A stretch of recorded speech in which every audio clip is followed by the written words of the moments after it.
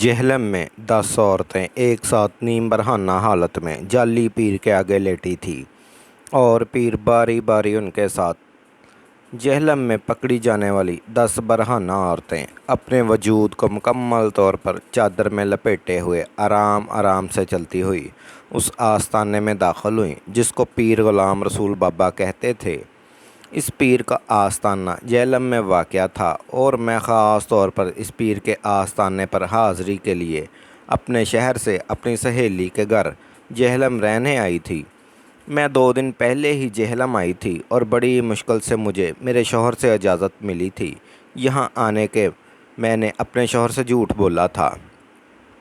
मेरी सहेली के देवर की शादी है और वो बहुत इसरार कर रही है कि मैं उसके देवर की शादी अटेंड करूं। मैं लाहौर में रहती थी और लाहौर से लेकर जहलम तक का सफ़र काफ़ी तवील था। मैंने कभी ज़िंदगी में इतना तवील सफ़र नहीं किया था क्योंकि मैं ज़्यादा घर से बाहर नहीं निकलती थी। मेरे तमाम तर रिश्तेदार भी लाहौर में ही रहते थे, लेकिन मेरी सहेली की शादी यहाँ जहलम में हुई थी और वो मेरी बहुत पक्की सहेली थी, इसलिए मैं इसके बेहद इसरार पर यहाँ आई थी।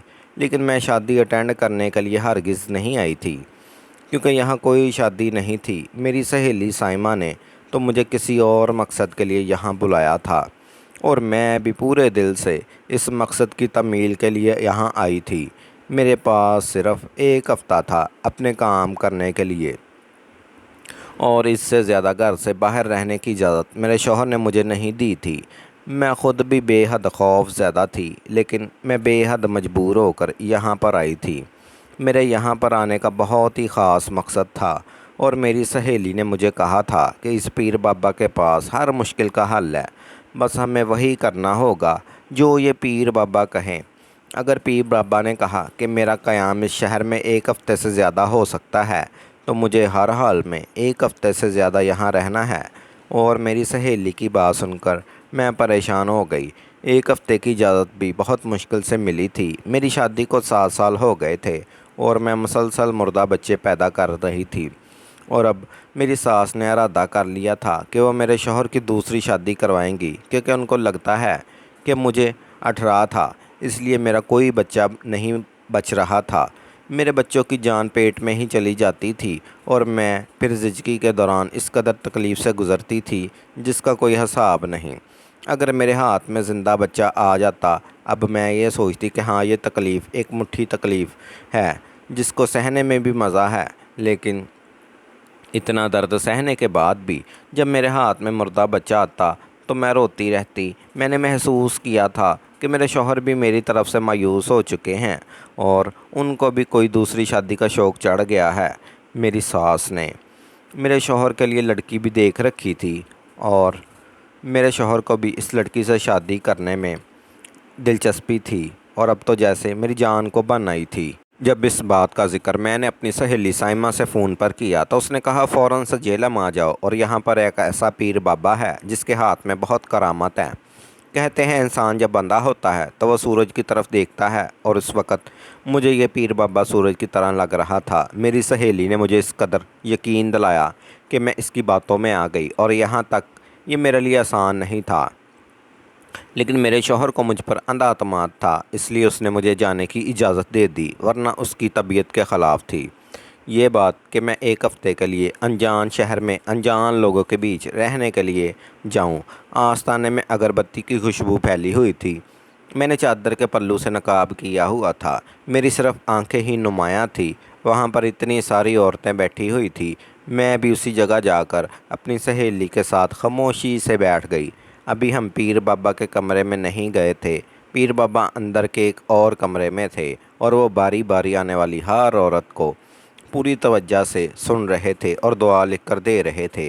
बड़ी मुश्किल से सबसे आखिर में हमारी बारी आई क्योंकि हम दोनों बहुत देर से गई थी। धड़कते हुए दिल के साथ मैं पीर बाबा के कमरे में दाखिल हुई तो दूर से ही पीर बाबा ने कहा कि तुम दोनों में से तलबगार कौन है।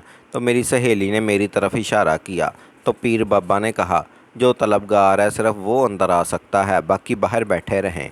पीर बाबा की बात सुनकर तो मैं घबरा गई थी क्योंकि मैं अपनी सहेली के बगैर अंदर नहीं जाना चाहती थी। मैंने ज़ोर से अपनी सहेली का हाथ दबाया और कहा मैं इसके बगैर अंदर नहीं जाऊंगी, लेकिन मेरी सहेली ने कहा डरने की कोई बात नहीं, तुम खामोशी से अंदर चली जाओ, वरना पीर बाबा को जलाल आ जाएगा और फिर नुकसान हो सकता है, नफ़े की बजाय नुकसान हो जाए। मेरी सहेली ने कहा कि अगर तुम्हें सौतन से बचना है तो पीर बाबा की हर बात माननी होगी, वरना वो सतौन तुम्हारे सर पर आ जाएगी और फिर तुम कुछ भी नहीं कर सकोगी। तुम सिर्फ एक फालतू सामान की तरह रह जाओगी उस घर में। कि तुम ये बर्दाश्त कर सकती हो कि तुम्हारा शौहर दिन रात तुम्हारी सौतन के कमरे में पड़ा रहे? सोचो इसकी, जब तुम्हारी सौतन बहुत सारे बच्चे पैदा करेगी, तुम्हारा शौहर उसके आगे पीछे घूमेगा और तुम्हारी कोई औकात नहीं होगी। सहेली की बात सुनकर मेरा दिल जैसे लर्ज़ कर रह गया था। यह वहाद एक तसव्वुर था जो मेरा दिल दहला देता था। यहाँ पर आकर मैं किस्मत के हाथों मजबूर हो गई थी। मैं हर चीज़ बर्दाश्त कर सकती थी, लेकिन मैं शौतन बर्दाश्त नहीं कर सकती थी। मैं अपने शौहर से बेहद मोहब्बत करती थी और मुझसे ये बर्दाश्त नहीं हो सकता था कि मेरे ही सामने वो किसी औरत से मोहब्बत जताए। मजबूरन मुझे ही अंदर जाना पड़ा। मुझे खामोशी से जाकर पीर बाबा के सामने बैठना था, तो उसने कहा कि करीब आओ। मैं खिसक कर और करीब हो गई। शायद वो मुझ पर दम करना चाहते थे। अभी तक मेरे पीर बाबा ने मेरी तरफ देखा नहीं था। वो आंखें बंद किए किसी विरद में मसरूफ़ थे। उनके हाथ में तस्बीह थी और ज़ोर ज़ोर से दिल ही दिल में कुछ पढ़ते ही जा रहे थे। और फिर अचानक से पढ़ते पढ़ते उन्होंने मुझ पर फूंक मार दी, तो मैं चौंक गई और फिर उन्होंने आंखें खोल दी। मेरी सिर्फ आंखें नुमायाँ थीं। मैंने चेहरे पर नकाब किया हुआ था। चादर देखकर उनको गुस्सा आ गया। उन्होंने कहा, तू मुझसे पर्दा करती है? तेरा तो मुझसे पर्दा बनता ही नहीं। मैं तो तुझे शफा देना चाहता हूँ। तेरी तकलीफ़ से और तेरा चेहरा मुझसे छिपा रही है। जो इतना मैंने दम किया है वो सिर्फ तेरी आंखों में असर करेगा, तेरे चेहरे पर नहीं। और तेरा चेहरा तेरे शौहर के सामने बेरौनक होकर रह जाएगा और फिर तेरा शौहर तेरी सौतन को ले आएगा और उसका चेहरा दमकता रहेगा और तू मरजा जाएगी, चेहरे के साथ रहेगी। क्या तू ये बर्दाश्त कर सकती है? पीर बाबा की बात ने तो मुझे हैरत में मुब्तला कर दिया। उसको कैसे पता चला कि मैं किस मकसद के लिए यहाँ आई हूँ? अभी तो मैंने कुछ बताया ही नहीं था कि मेरे यहाँ आने का मकसद क्या था।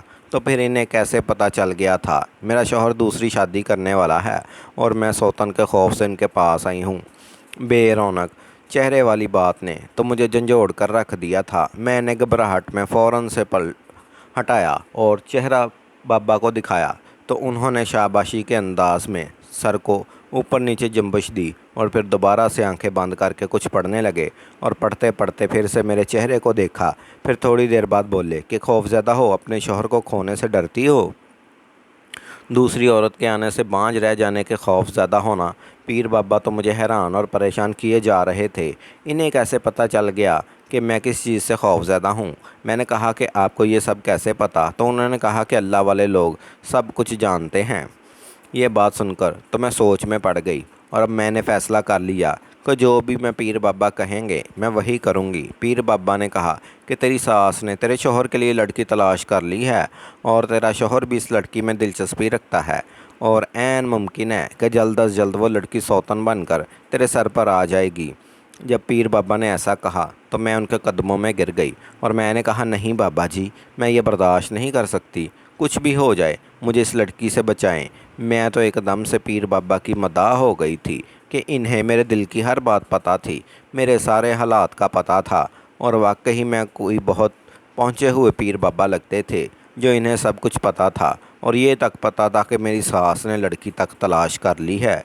मेरे शौहर के लिए पीर बाबा ने कहा कि आज तुम घर चली जाओ, फिर कल आना। साइमा के साथ उसके घर वापस आ गई और वापस आकर मैं साइमा बाहर बरामदे में ही बैठे हुए थे और मैं उससे कह रही थी कि मैं वाकई ही पीर बाबा को मान गई हूँ। इन्हें इन बातों का पता था जो बातें मैंने उनसे कही ही नहीं। मैं हैरान हूँ कि कैसे इन्हें सब कुछ पता चल गया। वो यकीनन बहुत पहुँचे हुए पीर बाबा हैं और मैं वही करती जाऊँगी जो वो कहते जाएंगे।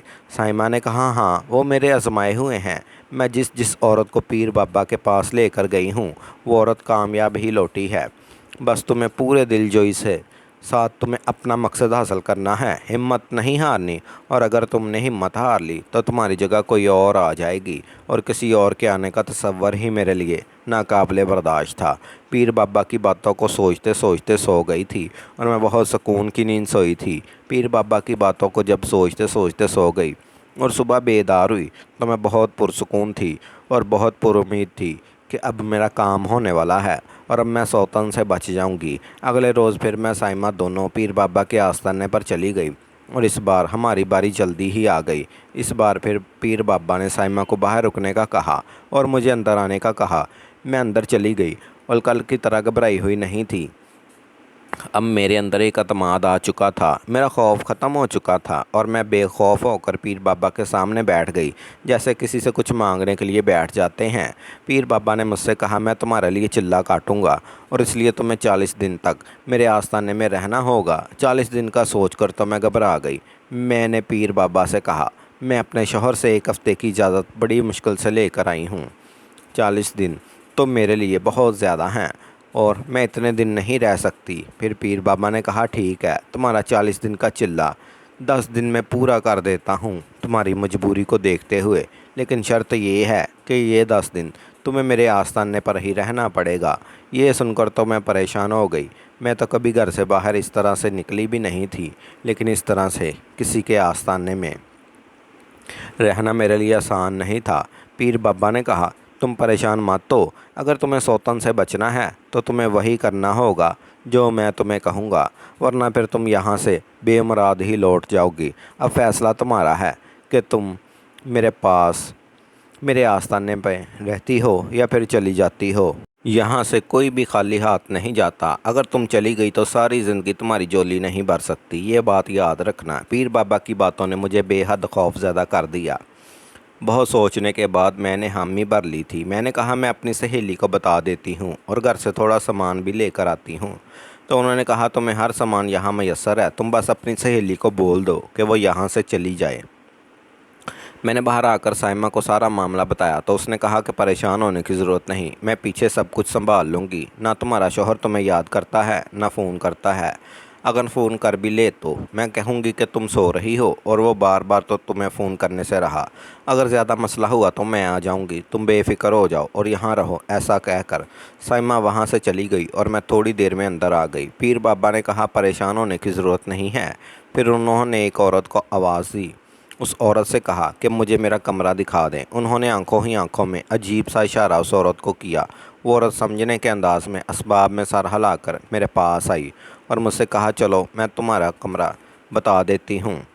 वो औरत मुझे कमरे में ले गई। वहाँ पर कोई भी नहीं था, छोटा सा कमरा था। फिर मैंने नोट किया कि यहाँ पर छोटे छोटे कमरे बने हुए हैं और जिनमें मुख्तलिफ़ औरतें रह रही हैं। मैंने एक औरत से हालात दरियाफ़्त किए तो उसने कहा, हम भी अपने मकासद के लिए यहाँ पर रहने के लिए मजबूर हैं और हमें फ़िलहाल किसी मुश्किल का सामना नहीं करना पड़ रहा है।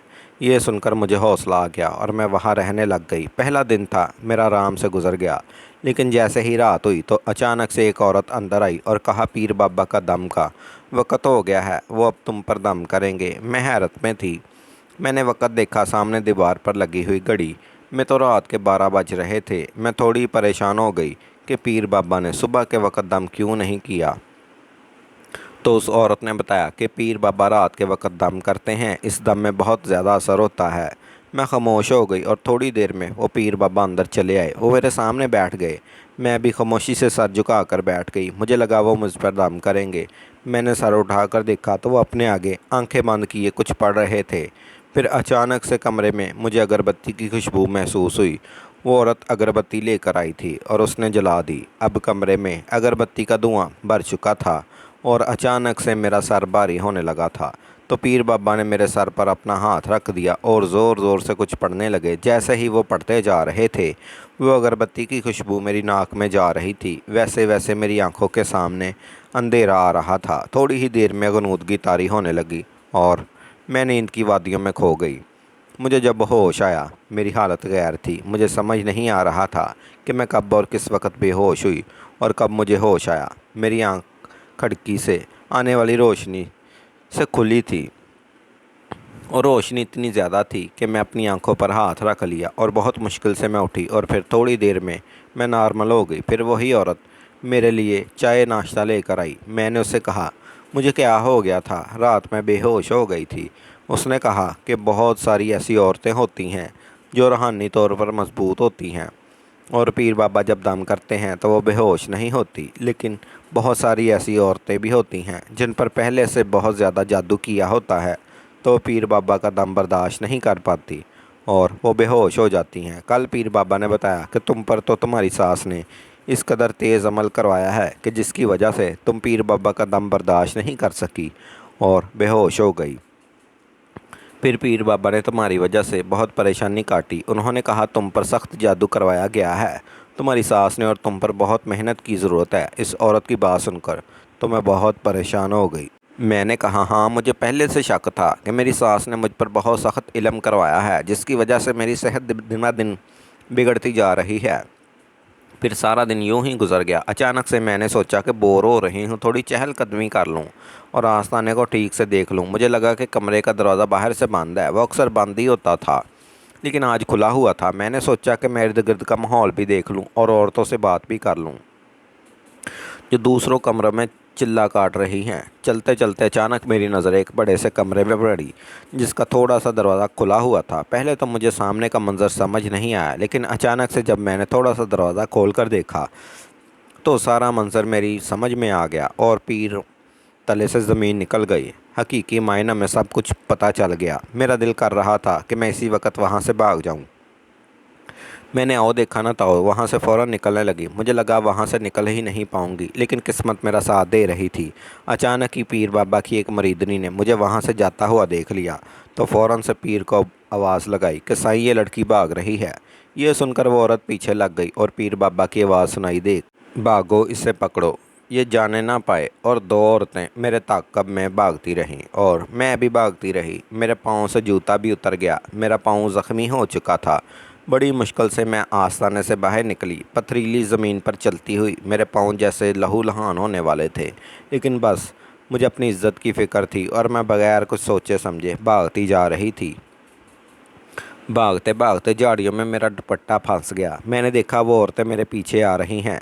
मैंने दुपट्टा भी वहीं पर फेंक दिया। भागते भागते थोड़ी दूर मुझे साइमा का घर नज़र आया था। बड़ी मुश्किल से मैं उसके घर पहुंची, कांपते हुए। तो उसने मुझे हैरत से देखा और बोला कि क्या हुआ। तो मैंने कहा मैंने वहाँ ऐसा मंजर देखा है जिसके बाद मेरे लिए वहाँ पर रहना मुहाल था। वो धोखे की एक जगह है और कुछ भी नहीं। साइमा ने मुझसे पूछा कि आखिर तुमने ऐसा क्या देख लिया। तो मैंने कहा मैंने एक बहुत ही बड़ा कमरा देखा। पीर बाबा के साथ 10 औरतें नीम बरहना हालत में लेटी हुई थी और पीर बाबा उनके साथ नाज़ेबा हरकत कर रहे थे। देखने में तो ऐसा लग रहा था जैसे वे उन पर कुछ पढ़कर फूंक रहे हैं, लेकिन वो कुछ भी नहीं फूंक रहा था। वो सब औरतें नीम बरहना हालत में थी और पीर बाबा उनके साथ इस किस्म की नाज़ेबा हरकतें कर रहा था कि मुझे बताते हुए भी शर्म महसूस हो रही है। तुमने मुझे पहले क्यों नहीं बताया कि इतनी बुरी जगह है। ये मैंने दोस्त समझकर तुम पर भरोसा किया और तुमने मुझे जहन्नम में धकेल दिया। तुम इससे भी पहले यहाँ आती रहती हो और फिर तुमने मुझे वहाँ भेज दिया। मेरी बात सुनकर साइमा कहने लगी, मुझे माफ़ कर दो, मैं बहुत मजबूर थी। एक दिन मैं भी तुम्हारी तरह मजबूर होकर इस पीर के आस्थाने पर गई थी, क्योंकि मेरी सास ने मेरी ज़िंदगी अजबरन कर रखी थी और मेरे शौहर का रवैया मेरे साथ बहुत बुरा था और मुझे किसी ने पीर बाबा का बताया तो मैं भी तुम्हारी तरह रहने के लिए चली गई वहाँ पर। और फिर मेरे साथ इतना बुरा हुआ जिसे मैं अल्फाजों में बयान नहीं कर सकती। इन लोगों ने मेरी नाज़ेबा तस्वीरें और वीडियो बनाकर मुझे ब्लैकमेल किया और आस्थाने के लोग मुझे कहते हैं कि जो भी औरत आए मैं उसे आस्थाने पर लेकर आऊं ताकि वो इसके साथ भी वही हशर करे जो मेरे साथ हुआ है। मैं तो बहुत मजबूर हूँ। उन्होंने कहा अगर मैं अपनी ज़ुबान बंद खोली तो वो लोग मेरी तस्वीरें और वीडियो मेरे शोहर और मेरी सास को भेज देंगे और मैं इस बात से खौफ ज़्यादा हूँ। और इतने सालों से मैं एक खामोश जहन्नम में जी रही हूँ। मैं तो वहाँ तुम्हें लेकर जाना नहीं चाहती थी, लेकिन मेरी मजबूरी थी, क्योंकि काफ़ी अरसे से मैंने कोई भी औरत उनको सप्लाई नहीं की थी, जिसकी वजह से मुझ पर गुस्सा हो रहे थे और मुझे धमकियाँ दे रहे थे। और ऐसे में तुम मुझे मिल गई। मुझे अच्छा भी नहीं लग रहा था तुम्हारे साथ ये सब करते हुए, लेकिन मैं बहुत मजबूर थी। मैंने उससे कहा तुम्हारी ज़िंदगी तो बर्बाद हो गई, तुमने तो अपने साथ साथ दूसरों की भी ज़िंदगी बर्बाद कर दी। मैं तो यहाँ से बचकर निकल गई, लेकिन ना जाने कितनी औरतें वहाँ होंगी जिनकी ज़िंदगियाँ तुम बर्बाद कर चुकी हो। और हर बार जैसे एक औरत को तुम लेकर जाती हो, उसके बाद वो एक औरत ब्लैकमेल में आकर 5 और औरतों को लेकर जाती हैं और 5 औरतें ब्लैकमेल होकर आगे 5 औरतों को लेकर जाती हैं। इस तरह ये तादाद आगे बढ़ रही है सिर्फ तुम्हारे खौफ की वजह से। रात को मैं बेहोश हो गई थी, लेकिन मुझे लगता है मेरे साथ कुछ गलत नहीं हुआ, क्योंकि शायद उनके आस्थाने पर कुछ मसला हो गया था। इसलिए वो लोग मुझे छोड़कर मसले को निपटाने में चले गए और दरवाज़ा भी खुला छोड़ गए, वरना दरवाज़ा भी बाहर से बंद होता था। दिन को मैं वापस अपने कमरे में गई और बहुत रोने लगी। मैंने सोचा कि अगर मेरा शौहर दूसरी शादी करता है तो मुझे इस पर कोई इतराज़ नहीं। अगर मेरी किस्मत में सौतन लिखी हुई है तो मुझे सौतन कबूल है। इतनी बड़ी मुसीबत से अल्लाह ने मुझे बचा लिया। इसके सामने तो ये सौतन वाली मुसीबत कुछ भी नहीं है, वरना मैं भी साइमा की तरह ब्लैकमेल होती और मेरा काम भी यही होता कि हर नई आने वाली औरत को इस आस्थाने का पता देती और हर आने वाली औरत दूसरी औरत को बताती, और ना जाने कितनी औरतें दलदल में धंसती चली जाती। लेकिन मुझे एक बात से ताज्जुब ही रहा कि बाबा ने वो सारे हाल कैसे दरियाफ्त किए, क्योंकि वो सारे जो मेरे बताए हुए थे। और आपसे जितने भी पीर लोग बाबा के पास आप जाते हैं, वो बग़ैर पूछे आपको आपके बहुत सारे हालात बता देते हैं। तो इसमें उनकी कोई करामत नहीं है। वो जिन्नात हैं जो उन्हें काबू किए होते हैं, और जिन्नात इन्हें हमारे हमज़ात के साथ मिलकर हमारे घर की थोड़ी बहुत बातें बता देते हैं, और फिर हम हैरान हो जाते हैं कि बाबा में तो बड़ी करामात हैं कि इन्हें हमारे घर के हालात का पता है, लेकिन उन्हें कुछ भी पता नहीं होता। मेरे साथ रहने वाला मेरा हमज़ात जिन था, जिसे मेरे घर का सब कुछ पता था कि मेरी सास मेरे ऊपर सौतन लाना चाहती है और मेरे शौहर का रवैया अच्छा नहीं है। तो ये इतनी सी बात थी जो मेरे उसने पीर को बताई, और मैं ना जाने पीर बाबा को क्या समझ बैठी थी।